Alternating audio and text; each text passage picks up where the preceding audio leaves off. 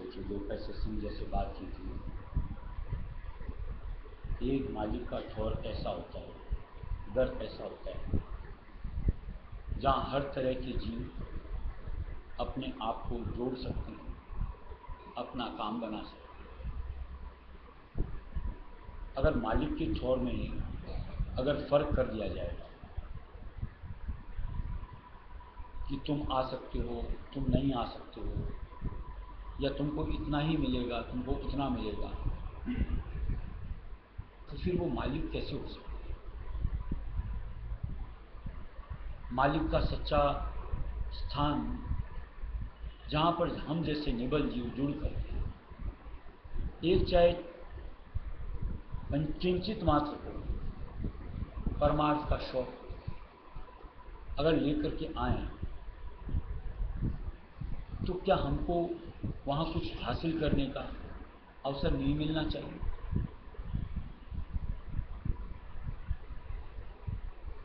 देखो, जैसे कई जगह ऐसे सुनने में आता है कि जहाँ पर सिलेक्शंस होते हैं कि तुमको दिया जाएगा, तुमको अभी नहीं दिया जाएगा। ये अधिकार किसका हो सकता है?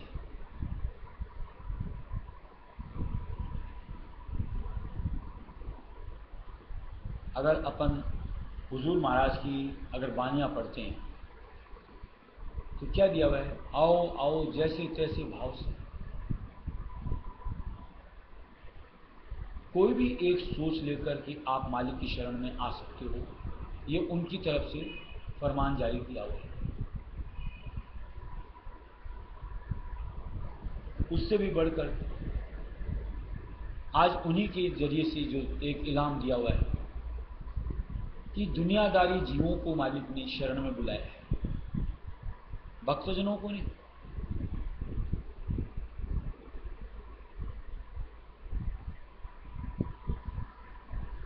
और जो समर्थ होता है वही हर किसी को जोड़ करके उसके काम को संवार सकता है। और जो खुद ही आज समर्थ में कहीं कमी दर्शाएगी, उसकी तरफ से प्रयास क्या होता है? बस सिलेक्शंस, जिनके पास मान लो बहुत ज़्यादा भक्ति हो, बहुत ज़्यादा धन दौलत माया हो, बहुत ज़्यादा कहीं दुनिया के अंदर में सम्मान हो, यानी ओहदे के हिसाब से ऐसों को अगर साथ जोड़ करके कोई गिरोह बनता है, वहाँ क्या परमार्थ की दात मिल सकती है?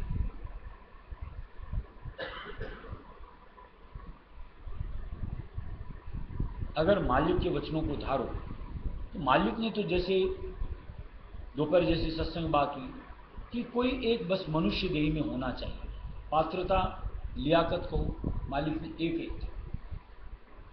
अगर आप मनुष्य देह में हो तो आप मालिक की भक्ति करने की काबिलियत रखते हो। दर्जे कोई से भी हो सकते हैं, जिसके लिए जैसे मालिक ने गिनाए हैं कि आरती, स्वार्थी, परमार्थी, जिज्ञासु, गुरुमुख। अब शुरू में ही हमको गुरुमुख चाहिए संगत में, ये हमारी सोच निश्चित तौर से गलत है। अगर सामने में काबिलियत है तो आज कोई आरती जीव यानी कोई तरीके से दुखित, कष्ट क्लेश का मारा, यानी आदि व्याधि उपाधि इनमें से किसी से भी अगर मालिक की शरण में जुड़ता है तो उसको सांत्वना देना, उसकी विचारधारा को परिवर्तित करना, मालिक के नाम में रुझान को बढ़ाना, ये तो सामने वाले की काबिलियत के ऊपर नहीं होता है। और ये सिर्फ वक्त के गुरु के अंदर में ही होती है। और उन्होंने ऐसा फरमान जारी किया है कि कोई भी आगे काम बना।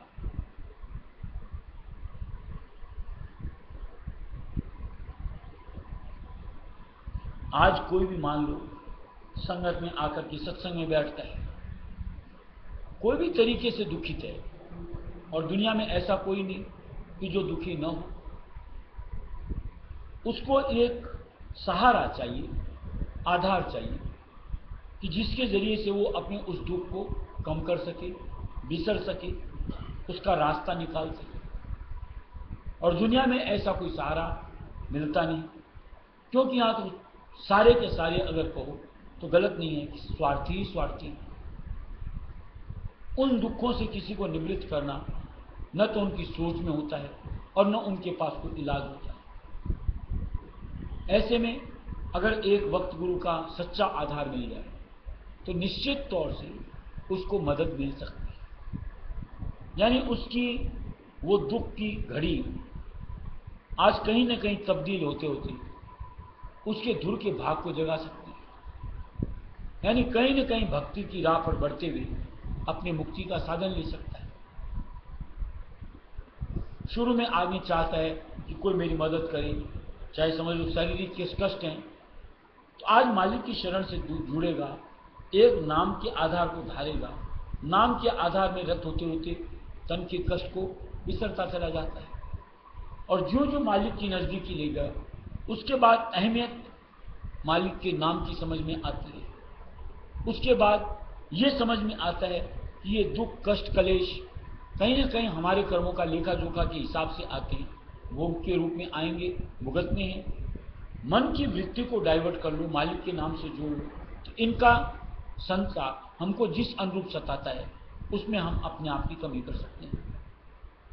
तो फिर अपने आप उसकी सोच विचारधारा परिवर्तित होते होते एक मालिक के नाम के साथ बढ़ती चली जाती है। कई आते हैं स्वार्थ के साथ कि मालिक इस रायस्वी नाम से जुड़ेंगे, बहुत है कि समृद्धि मिलेगी, व्यवसाय बढ़ेगा, नामवरी बढ़ेगी, ओहदा मिलेगा, इज्जत सम्मान मिलेगा, कोई भी तरीके का। लेकिन जब मालिक की शरण में जुड़ जाता है उसके बाद धीरे धीरे उसकी सोच विचारधारा परिवर्तित होती चली जाती है, यानी उसके बाद ये लगता है ये कोई काम की ही नहीं होती, चाहे धन दौलत माया को, चाहे मान सम्मान को। फिर उसके बाद एक समझ में आती है कि असली कमाई तो ये है, ये पूंजी अगर इकट्ठा हो गई तो निश्चित तौर से निहाल हो जाएंगे। ऐसे कई होते हैं भक्ति के आधार के, एक मंदिर जाते हैं, जैसे दो मंदिर जाते हैं, इस सत्संग जाते हैं, उस सत्संग जाते हैं, ऐसे भटकते भटकते आज मान लो वक्त गुरु के सन्मुख आ जाते हैं कि चलो सत्संग सुनने में क्या है।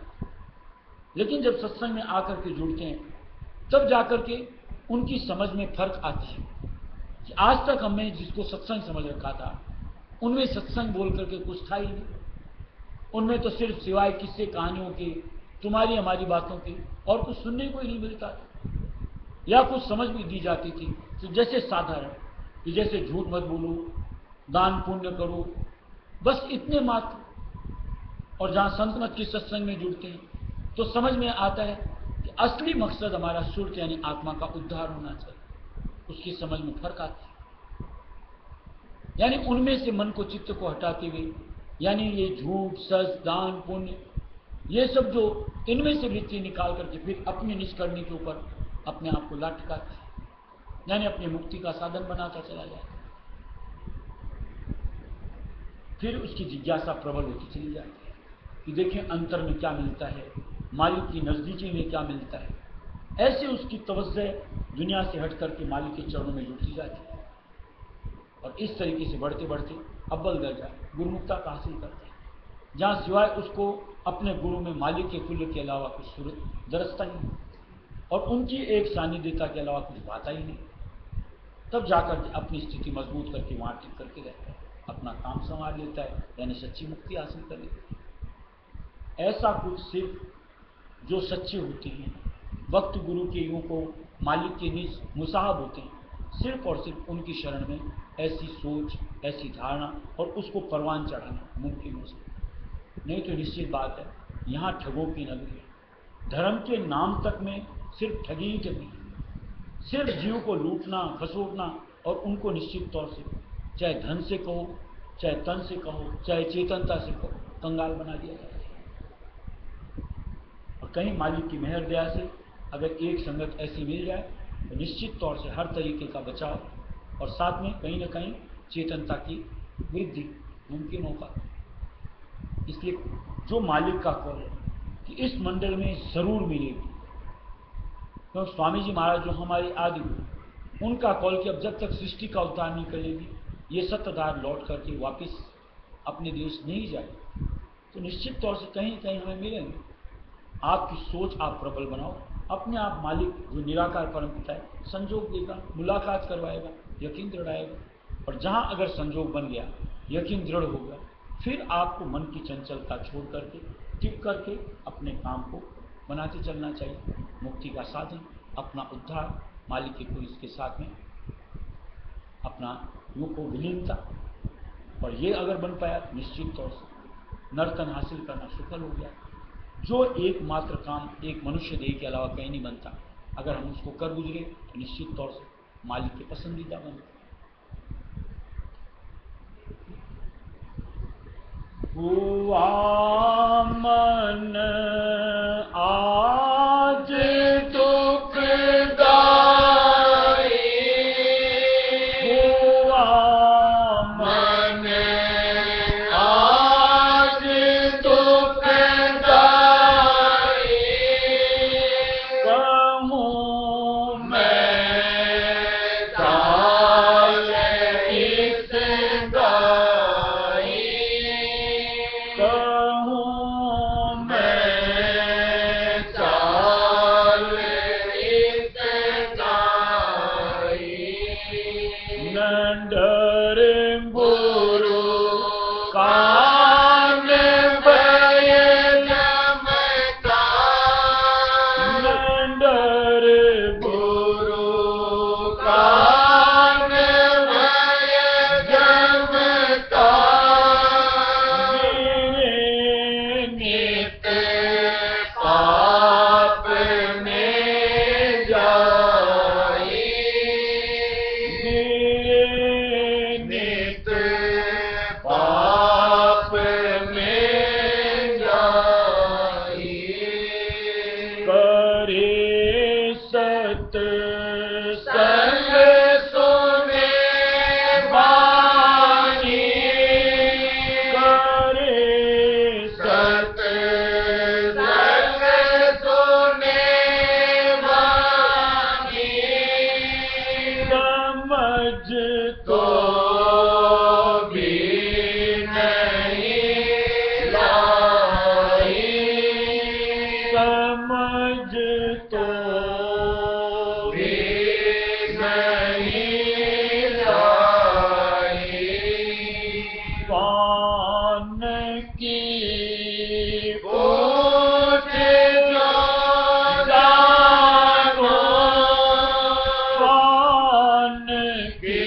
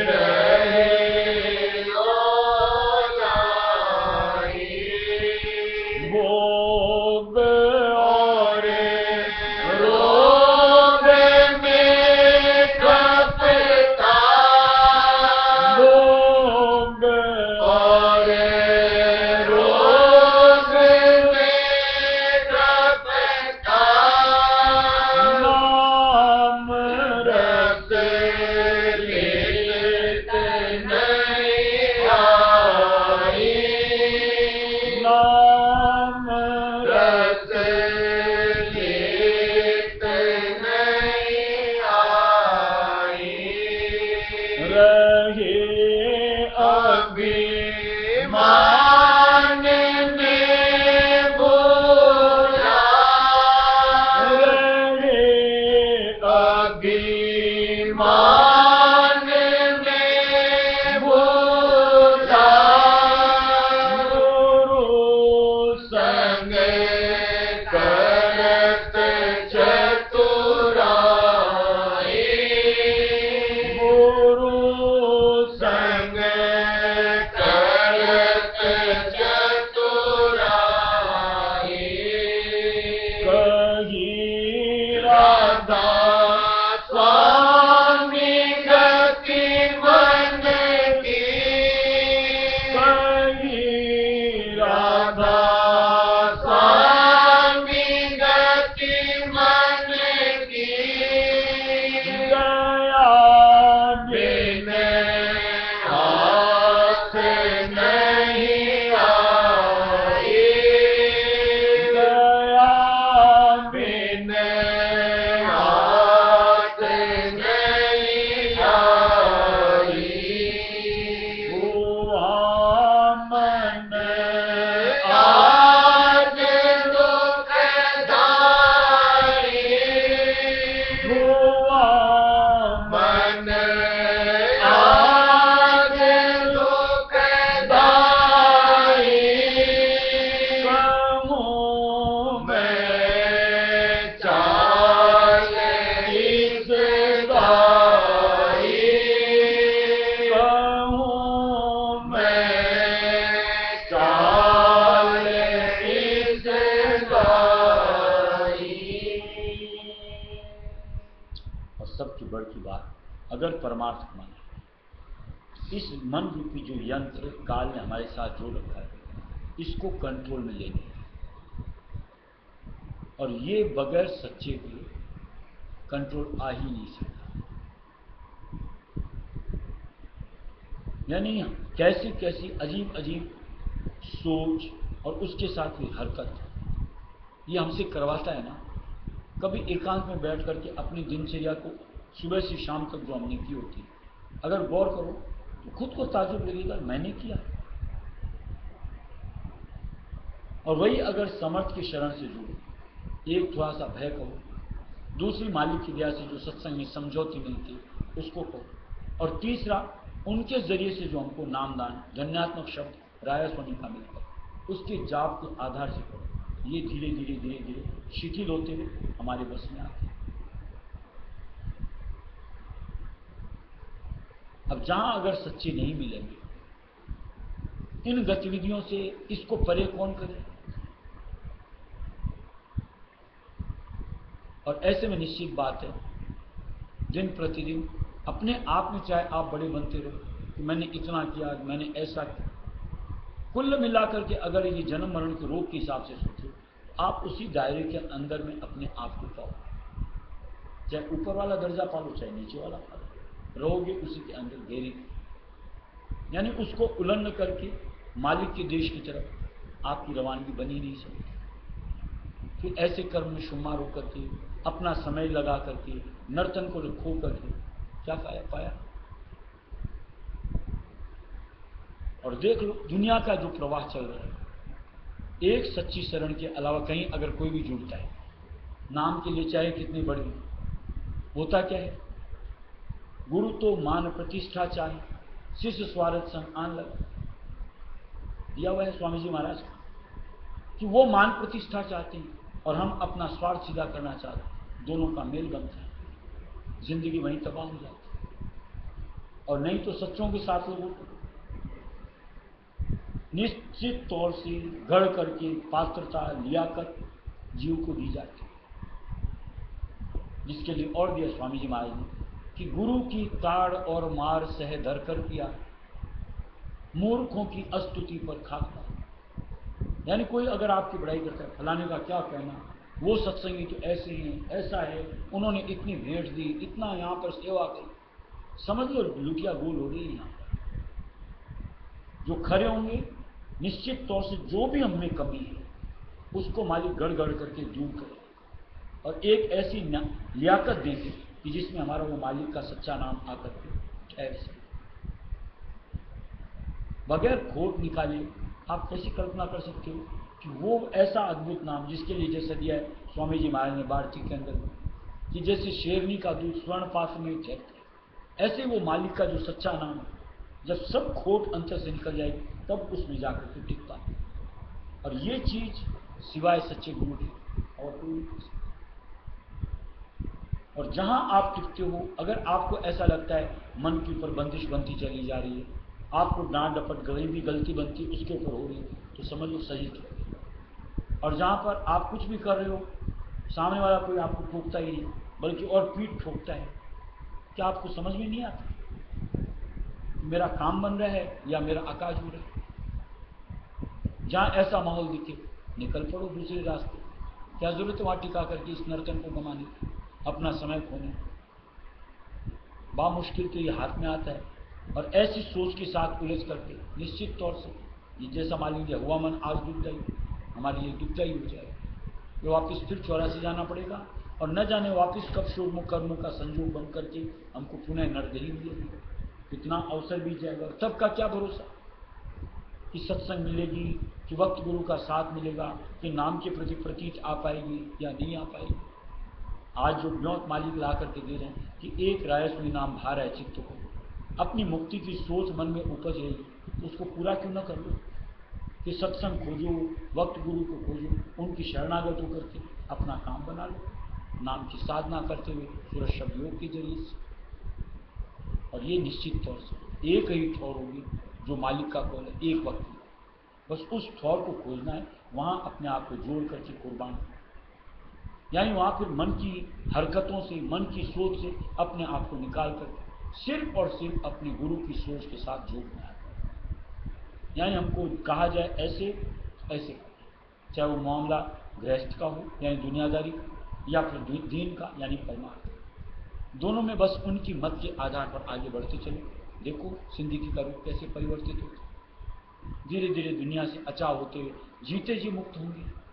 खुद समझ में आता जाएगा अब मुझको माया नहीं लुभाती, अब मुझको दुनिया के भोग नहीं लुभाती, अब दुनिया का संग नहीं सुहाता। अपने आप समझ में आएगा कि मेरी मुक्ति बढ़ती चली जा रही, तब तो मानना पड़ेगा कि सच्ची ठोर।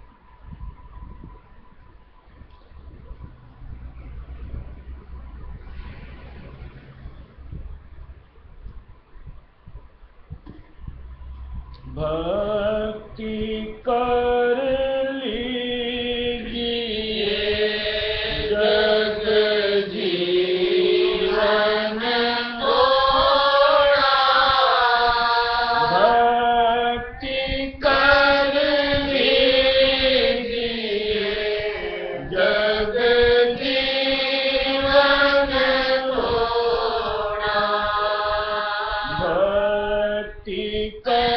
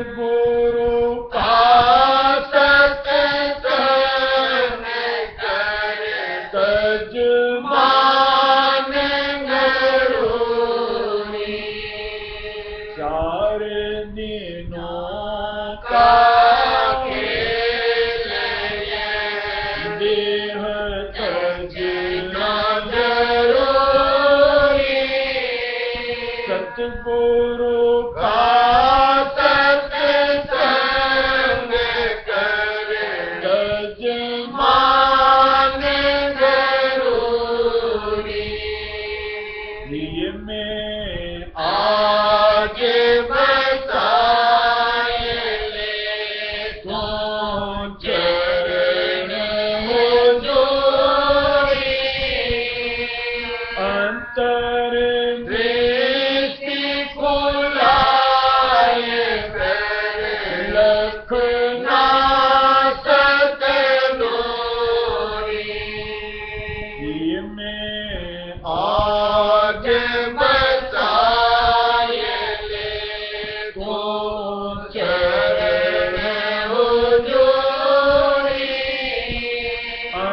कर दृष्टि खोलाए कर लखना सतनूरी सतगुरु संग तो मांग ले प्यारी अब के जोड़ा भक्ति कर लीजिए जब जीवन तोड़ा सतगुरु संग तो मांग ले प्यारी अब के जोड़ा भक्ति कर लीजिए जब जीवन थोड़ा भक्ति कर लीजिए जब जीवन थोड़ा भक्ति कर लीजिए जब जीवन थोड़ा बंद छुड़ावन आलिया सतगुरु संसारा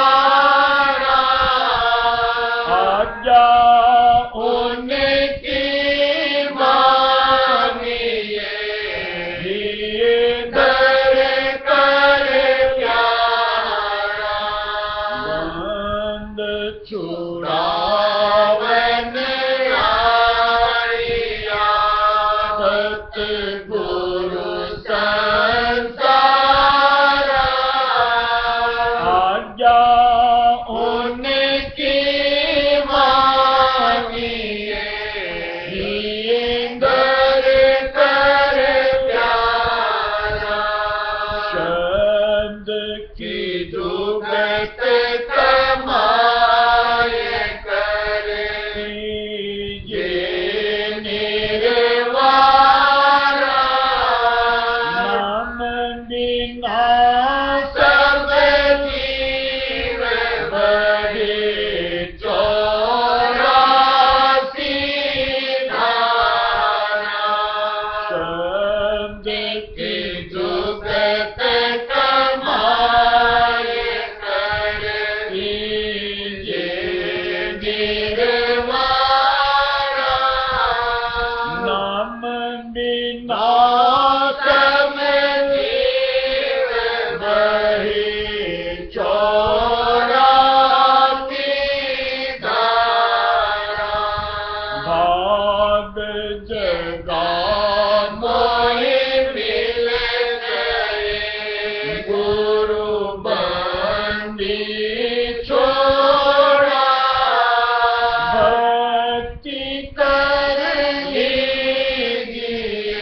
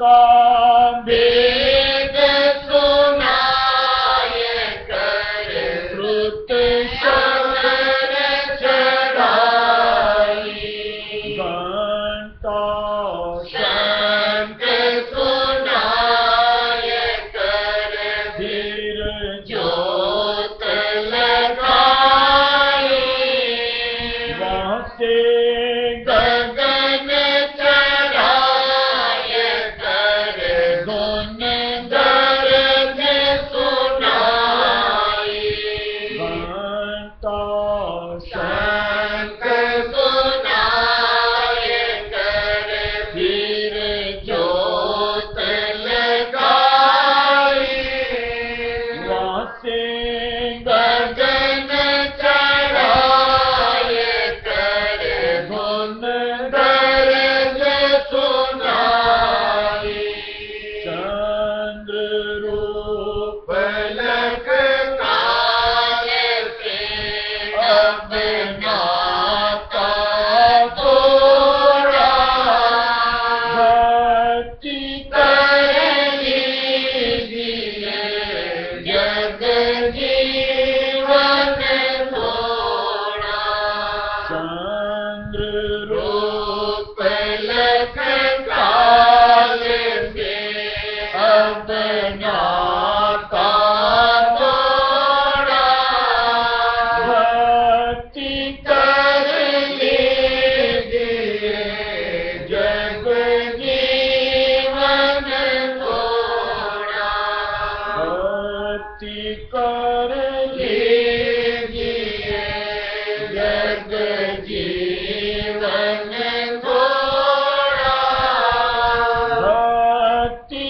कर लीजिए जग जीवन थोड़ा हमारे गुफा में जाय कर सोनी मुरली प्यारी सतलोक लोक में पुरुष ना जाए रूप निहारी हमारे गुफा में जाय कर सोनी मुरली प्यारी सतलोक लोक में पुरुष ना जाए रूप निहारी अलख गम अगम का रूप लग श्रुत चढ़ चढ़ गई मारी मेहर दया गुरु पाय कर हुई सबसे न्यारी अलख गम अगम का रूप लग श्रुत चढ़ चढ़ गई मारी मेहर दया गुरु पाय कर हुई सबसे न्यारी राधा स्वामी दर्शन पाय कर श्रुत हो गई पूरा भक्ति कर लीजिए जग जीवन थोड़ा राधा स्वामी दर्शन पाय कर श्रुत हो गई पूरा भक्ति कर लीजिए जग जीवन थोड़ा भक्ति कर लीजिए जग जीवन थोड़ा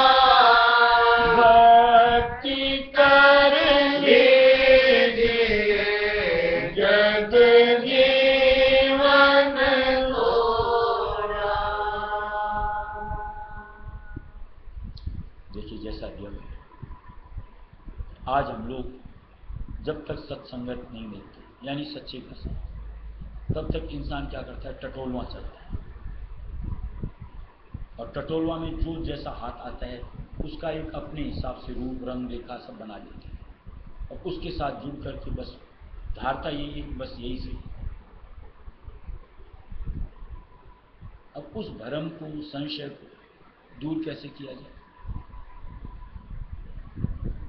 क्योंकि इंसान जो भी करता है कभी सोचता है कि मैं गलत भी कर रहा हूं। आप उसके जो कर रहा है उसको अगर जो को लड़ने को तैयार हो जाते हैं। वहीं जहां अगर सत्संग मिलती है, सच्चे गुरु मिलते हैं, न जाने कितने संशय भ्रम जो अंतर समाये होते हैं, एक करके पर्दाफाश होता है, अंतर से दूर होते हैं और सीधा सच्चा रास्ता दिखना शुरू होता है। तब लगता है कि आज तक मैं न जाने क्या कर रहा हूं, यानी अपने ही साथ कितनी ज्यादती कर रहा था, कर कुछ रहा था, एक सोच के साथ हासिल कुछ दूसरा ही हो रहा था। तब इंसान मालिक के मत को धारता है, अपने गुरु के, और धीरे धीरे मन की सोच से अपने आप का छुटकारा कराता चला जाता है। इस तरीके से धीरे धीरे उसका दुनिया का, मन का आधार छूट करके एक अपने मालिक का सच्चा आधार अंतर समाप्त है। फिर एक ही सोच होती है, अवधारणा बनती है कि बस अब तो ऐसे ही जिंदगी बितानी चाहिए। और निश्चित तौर से जिस दिन ऐसा सोच लो, फिर वो रास्ता अपना पर धीरे धीरे से निश्चित तौर से दुरुस्त होता है। फिर एक दिन निश्चित तौर से परम पिता मालिक के कुल से मेला करवाते हैं। इससे मिलने चाहिए सच्चे, काम जरूर करते हैं। राधा करुणे